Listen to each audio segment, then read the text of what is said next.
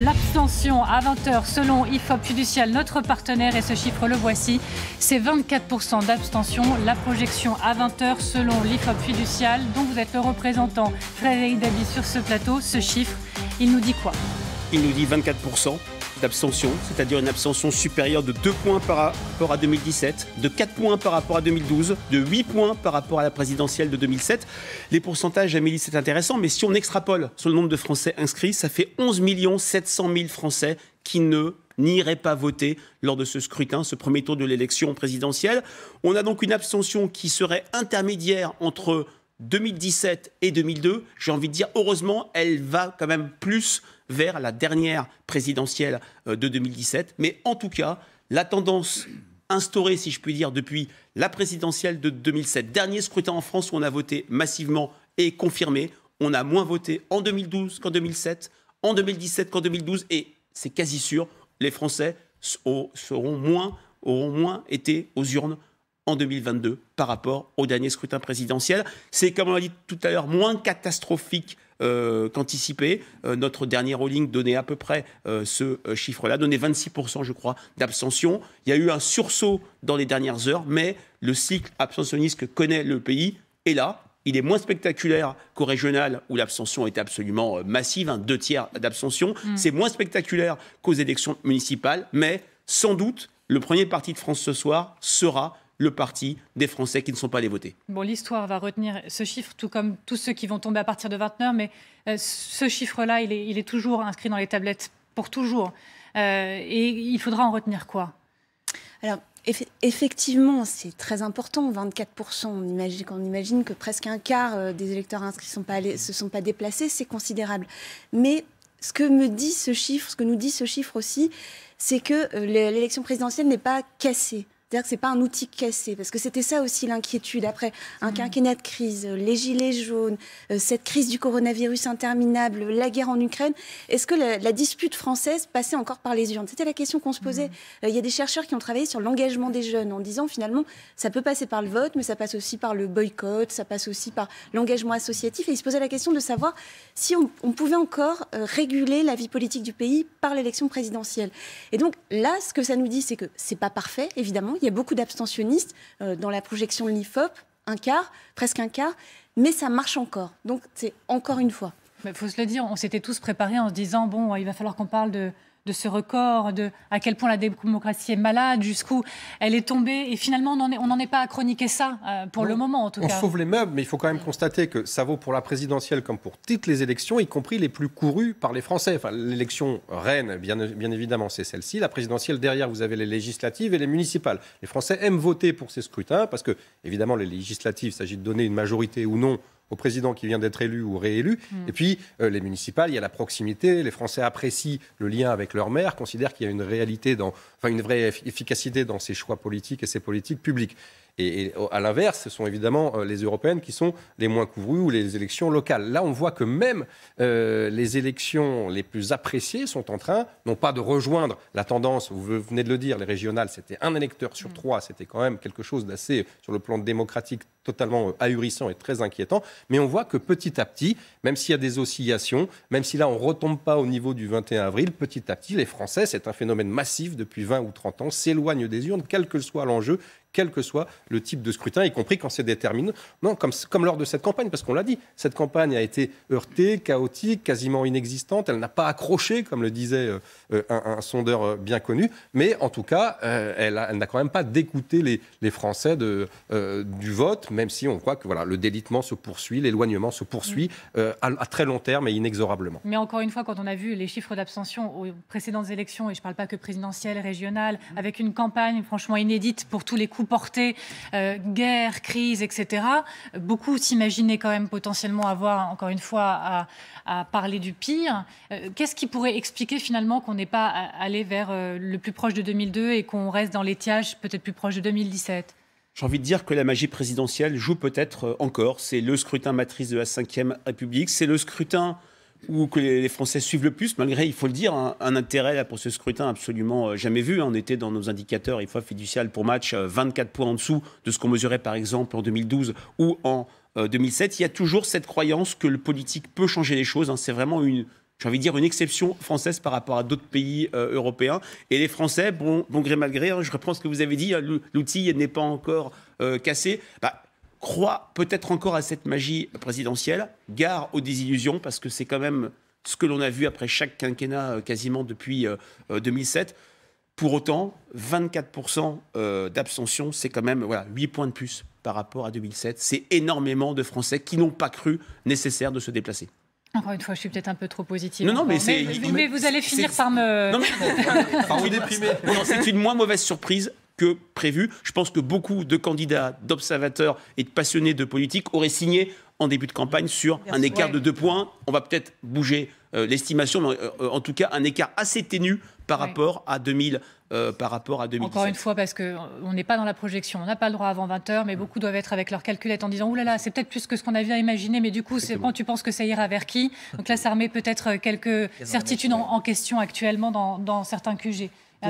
Pour relativiser quand même, si ce chiffre se confirme, évidemment que si on le compare aux diverses prévisions des instituts de sondage et si on le rapporte à la campagne qui, on le disait tout à l'heure, a peu intéressé les Français, le chiffre constitue plutôt une assez bonne surprise. Maintenant, si on le rapporte à ce qu'est réellement l'élection présidentielle dans notre pays, qui est une élection unique en son genre, qui désigne le dirigeant qui, de tous les pays démocratiques, a le plus grand nombre de pouvoirs et je dirais même une immensité de pouvoirs rapportés au territoire et au peuple français. Là, à ce moment-là, un électeur sur 4, un citoyen sur 4 qui se désintéresse au premier tour de la désignation de ce chef d'État, c'est quand même assez peu. Et là, ça ne nous situe pas dans une bonne moyenne. Il faut aussi ajouter que depuis maintenant un certain nombre d'années, la France subit une érosion de la participation plus importante que les autres grandes démocraties européennes.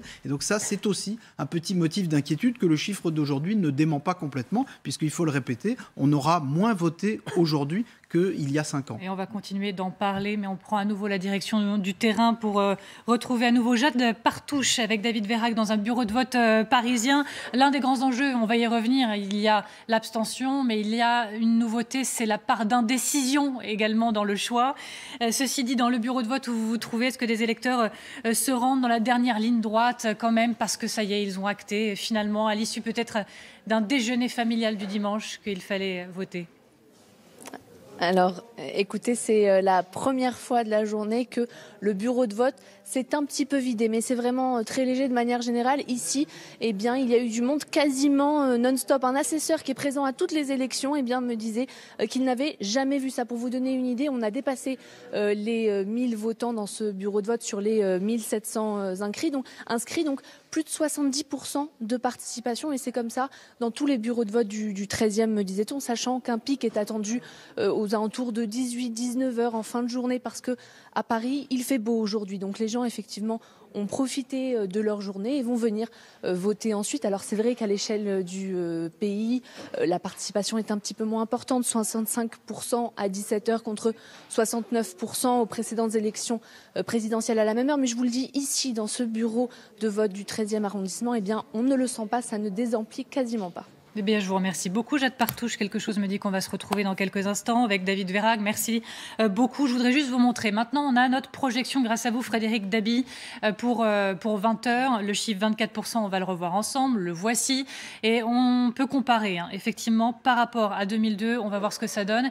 Et par rapport à 2017. Alors, par rapport à 2002, on était à 28,40%. 2017, 22,23%. 2022, notre chiffre projection pour nous du soir, 24%. Quand vous regardez ça, Julien Arnaud, vous vous dites également que par rapport au scénario du pire envisagé par beaucoup, il y a peut-être des cartes qui sont en train d'être rebattues en ce moment ? Oui, il y a des cartes qui ont certainement changé. Ce sont les fameux aussi indécis peut-être qui sont... Alors eux, ils étaient certains d'aller voter, mais ils ne savaient pas pour qui. Donc on imaginait bien qu'ils allaient voter, mais il y avait une indécision sur le choix. Ces fameux abstentionnistes, il y a encore 3 jours, on nous disait ça pourrait être 30%, 31%, certains imaginaient. Donc là, effectivement, on est à 24%. Je pense qu'il y a ce que disait Frédéric, il appelait ça la magie de la présidentielle. Il y a cette cette symbolique de la présidentielle. Alors c'est un peu un côté attraction-répulsion du président ou de la présidente de la République, à se dire on va les lire, mais en même temps c'est celui qui est à portée de baffe. Vous savez, quand vous allez au restaurant, quand vous n'êtes pas content du menu, vous dites je veux voir le patron. Bah, c'est un peu pareil là. Vous n'êtes pas content de ce qui se passe dans le pays, vous appelez le patron. Le patron, c'est le président ou le président de la République. Donc vous êtes content d'en avoir un, vous êtes content d'aller le choisir, le décider, mais très vite vous allez aller, si je peux me permettre avec des guillemets, aller l'engueuler. Donc c'est la magie, ça fait partie de la magie française, de la magie de la présidentielle. C'est peut-être pour ça que certains se sont dit ah bah oui, on va quand même aller le choisir, on va quand même aller voter et se rendre dans les urnes, dans l'isoloir aujourd'hui. Maintenant, il faudra voir, et ça c'est le travail qui sera fait après 20h, qui sont ces 24%, qui sont ces abstentionnistes. On était parti à la chasse des classes populaires, à la chasse des jeunes. Est-ce que eux se sont déplacés? Dans quelle proportion? Et puis, je le disais, Frédéric Dabi, il y a un phénomène massif à analyser. Il est à la part de ceux qui ne vont pas aux urnes, mais il y a toute la part visiblement toujours plus importante de ceux qui disent jusqu'au dernier moment, je ne sais pas pour qui voter. Donc, en fait, quand bien même on a cette projection, la part d'incertitude, elle reste importante. Vous avez tout à fait raison. Elle est toujours là. Dans notre dernière mesure IFOP fiduciale du rolling, on avait 22% des Français qui déclaraient pouvoir changer d'avis. Ça fait 6,5, 7 millions d'électeurs. L'offre électorale, on ne parle pas maintenant, mais incitait à une certaine fluidité. On pouvait hésiter jusqu'au bout à gauche entre X et Y et à droite entre alpha et bêta, si je puis dire. Donc on avait quand même cette part de volatilité, de fluidité électorale entre une abstention quand même assez forte, cette incertitude. Voilà, ça rend le scrutin extrêmement indécis. D'ici 20h, on aura les premières estimations à 20h. Arlette Chabot. Oui, il y a peut-être une mobilisation ou une meilleure mobilisation qu'on pouvait le redouter parce que ces derniers jours, on a senti qu'il y avait des enjeux dans cette campagne. Donc, d'un seul coup, on a compris qu'il pouvait se passer des choses, voilà, puisqu'on parle de rien, donc autant le dire comme ça. Il y avait des mouvements, disons, effectivement traduits par les enquêtes d'opinion, qui pouvaient remobiliser des électeurs dans un sens ou dans un autre. Pour le reste, c'est vrai que les Français ont plutôt dit toutes ces dernières semaines qu'ils n'étaient pas très satisfaits, au fond, de cette campagne. À la fois des sujets non traités, c'est juste ou injuste, hein, parce qu'effectivement, il y a quand même des sujets de fond qui ont été traités. La guerre en Ukraine a permis de parler de sujets très importants, notamment sur la politique étrangère qu'on n'évoque jamais d'habitude. Là, ils ont été dans cette campagne, mais les Français n'étaient pas très contents. Pas contents non plus de l'offre politique. Il y a 12 candidats, mais ils disaient on n'est pas très contents. Donc, il y avait ça d'un côté qui pouvait justifier une abstention ou une hésitation à aller voter, parce que l'abstention est aussi une manière d'exprimer aujourd'hui une colère ou un mécontentement. L'abstention, ça devient à peu près normal, hein, il faut l'interpréter aussi comme ça. Et puis en revanche, sentiment opposé dans les derniers jours, des enjeux qui apparaissent et qui peuvent peut-être mobiliser des Français, ou en tout cas les conduire quand même à aller dans les bureaux de vote. Oui, il y a eu un effet, un regain dans la dernière ligne droite potentiellement, qui était peut-être dans un angle mort, mais qui était bien là. Oui, en fait, cette campagne, c'est un peu une campagne stop and go. C'est un peu comme le Covid. C'est-à-dire qu'il y a eu des moments où il y a eu une campagne, puis des moments où ça a freiné, ça s'est arrêté pour différentes raisons, le variant Omicron, la guerre en Ukraine. Et là, on a l'impression qu'il y a eu un moment de go, justement. Donc les Français, visiblement, sont allés voter plus qu'on ne le pensait, moins qu'en 2017, mais plus qu'on le pensait. Et donc, c'est là toute la question. Frédéric Dabi parlait des indécis. La question, c'est comment se traduit ce go? Et c'est pour ça qu'on est vraiment dans l'expectative, on attend vraiment de savoir ce qui va se passer ce soir, parce qu'effectivement, il y a ces deux phénomènes, c'est-à-dire un peu plus de votes qu'on ne le pensait, et encore plus d'indécision, puisqu'on est finalement... Est-ce qu'on ne va pas aussi vers des électeurs un peu zapping, hein, on change au dernier moment, et puis c'est la bonne idée. Et puis il y a eu aussi ce facteur très fort dans la dernière semaine, c'est l'enjeu du vote utile. D'habitude, vote utile, c'est plutôt au second tour. Et là, on a eu un double, voire un triple vote utile, des calculs très poussés, très alambiqués parfois. Donc voilà, c'est tout ça. Vous mettez tout ça dans un chaudron, passez un dimanche, puis vous attendez de voir ce que ça donne. Bon, effectivement, on est dans le chaudron, là, justement. On prend la direction du QG d'Emmanuel Macron. Bonsoir Bastien Auger. Vous êtes sur place avec Julie Janus. Merci d'être avec nous. Le chiffre, donc, notre projection abstention IFOP fiduciale, c'est 24%. C'est surprenant du côté du QG. Comment c'est reçu ? En réalité, ce que cherchent surtout les soutiens d'Emmanuel Macron, c'est à essayer d'interpréter ces chiffres. Je peux vous dire que d'ores et déjà, certains militants ont les yeux rivés sur les cartes de ces chiffres département par département pour essayer de tirer des premières conclusions, pour essayer de deviner si l'électorat d'Emmanuel Macron s'est plus ou moins mobilisé que celui des autres candidats. Mais évidemment, ce jeu de devinette est très difficile. Ces chiffres vont faire partie des éléments qui vont être discutés ici dans un petit peu plus d'une heure, puisque une grande réunion va se tenir à partir de 18h30 ici, porte de Versailles. Les membres du gouvernement, les cadres de la campagne et de la majorité présidentielle, les élus récemment ralliés à Emmanuel Macron ont été convoqués ici pour commencer à fixer, pour commencer à recevoir les éléments de langage, les argumentaires qu'ils devront ensuite dérouler sur les plateaux de télévision toute la soirée selon le scénario qui sera révélé à 20h. Merci beaucoup Bastien Auger. Merci également à Julie Janus qui vous accompagne pour cette soirée que l'on vit tous ensemble sur LCI avec nos équipes vraiment très largement déployées sur le terrain. Frédéric Dabi, in fine, on l'a dit, cette présidentielle, c'est la présidentielle des crises. Voilà, Covid et guerre. In fine, je sais que la question est compliquée, mais à quel point ça l'aura impacté ? Oui, ça l'a complètement impacté parce que ça a phagocyté l'intérêt, monopolisé l'attention des Français. Cette crise sanitaire sans fin, on pensait en être débarrassé au mois de septembre, mais le variant Omicron est arrivé. Et puis le 23, le 24 février, l'agression russe a gelé, si je puis dire, la campagne. Les Français, dans nos sujets de conversation, ne regardaient que ce qui se passait en Russie et en Ukraine, notamment les conséquences économiques. Et c'est vrai que en temps normal, la présidentielle est très vite, en quelques mois avant le scrutin, le premier sujet d'intérêt, de conversation des Français. C'est notre grande dispute nationale, ce match de crédibilité entre les candidats qui regardent la France au fond des yeux. C'est vrai que ça, ce schéma traditionnel où l'extérieur n'existe pas, où le pays ne fait que se regarder, a volé en éclats.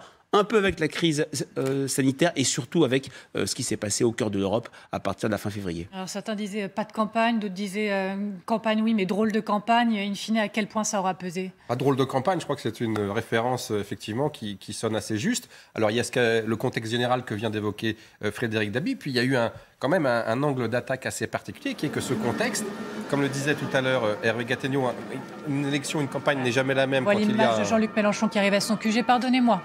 Quand il y a un président sortant qui est en lice, évidemment, la campagne ne se déroule pas de la même façon. Mais là, tous ces éléments que vient d'égrener Frédéric Dabi ont fait que le président sortant a mis extrêmement longtemps et a retardé en permanence son entrée en campagne, ce qui a d'autant plus troublé le jeu. Je rappelle qu'Emmanuel Macron, certains dans son équipe, à une époque, évoquaient une entrée en campagne en décembre. Alors, ce n'était pas partagé par tous, mais ça avait été envisagé. Et puis, il y a eu effectivement cette cinquième vague et ce variant Omicron.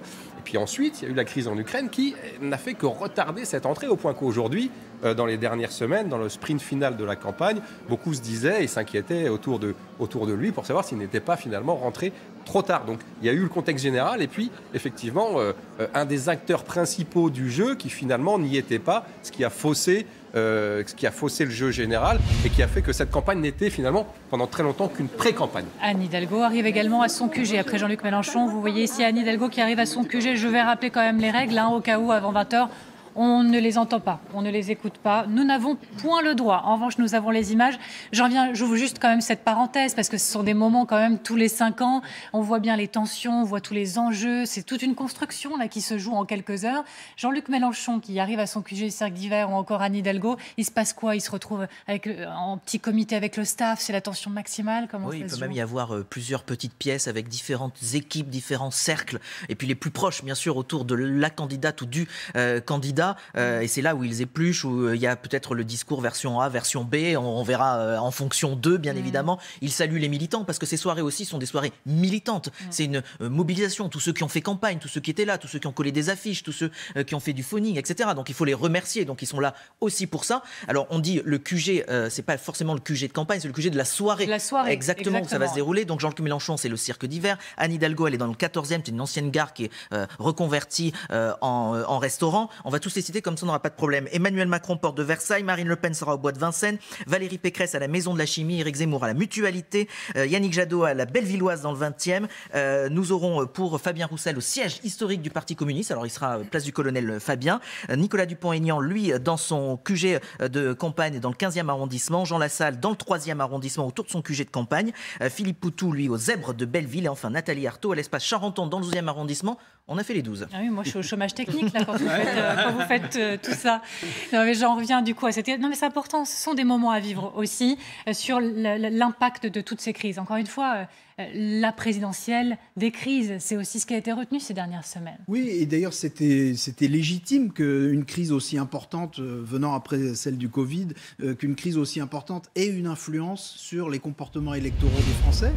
C'est une crise majeure, une tension internationale qui crée un conflit armé aux portes de l'Europe. Jean-Luc Mélenchon, qu'on l'aperçoit, comme on en parlait, pardonnez-moi, je vais jusqu'au bout. Hein. Bien sûr. Jean-Luc Mélenchon qui arrive donc au lieu de la soirée, le cirque d'hiver. Je vous en prie. Donc les citoyens pouvaient légitimement se demander si tel ou tel avait été à l'Élysée au moment où cette crise se déclenche, comment les choses se seraient-elles passées.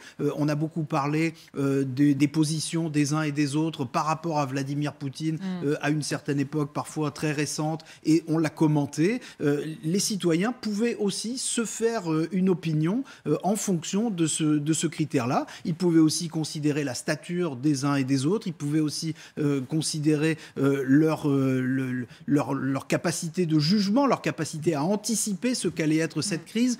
Certains avaient dit qu'elle n'aurait pas lieu, d'autres l'avaient annoncé. Tout ça, ce sont des bons critères pour se déterminer sur le choix d'un président de la République. Et donc, de ce point de vue-là, la crise d'Ukraine a eu probablement une influence sur le choix des Français, mais une influence différente selon les candidats et selon chaque électeur, parce que chacun d'entre nous privilégie tel critère à tel autre dans le choix du président. Certains privilégient des arguments qui touchent directement à sa vie quotidienne, d'autres privilégient des arguments qui touchent au rôle du pays, à la place de la France dans le monde.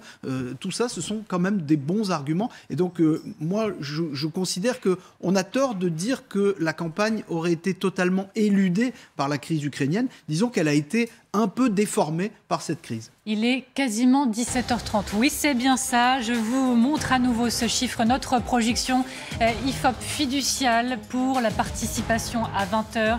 Et ce chiffre, c'est 24% d'abstention. Il s'agit bien de la projection de l'abstention à 20h par notre partenaire IFOP fiduciale, alors que des retardataires, très certainement, se pressent encore dans les bureaux de vote. Les bureaux de vote, vous allez le voir, nos équipes, elles sont déployées dans différents bureaux de vote, que ce soit à Paris, Bordeaux ou encore à Marseille. Tiens, prenons la direction de Bordeaux pour commencer. À Amel Brignoli, et vous êtes sur place avec Christophe Brousseau. Bonsoir et merci à vous. Je disais, les retardataires doivent encore se presser, mais ai-je vrai? Est-ce que je vois juste?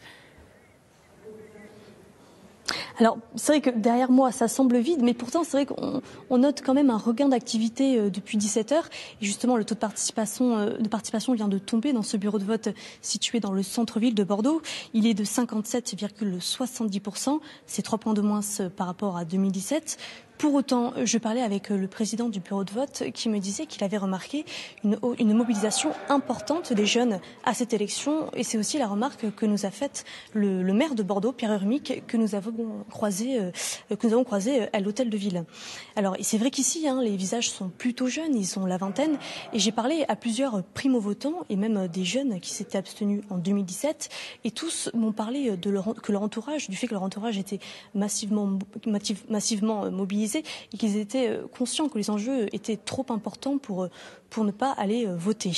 En tout cas, ici, les résultats de la commune de Bordeaux viennent de tomber et le taux de participation à 17h s'élève à 61,18%. C'est 3 points de moins qu'en 2017.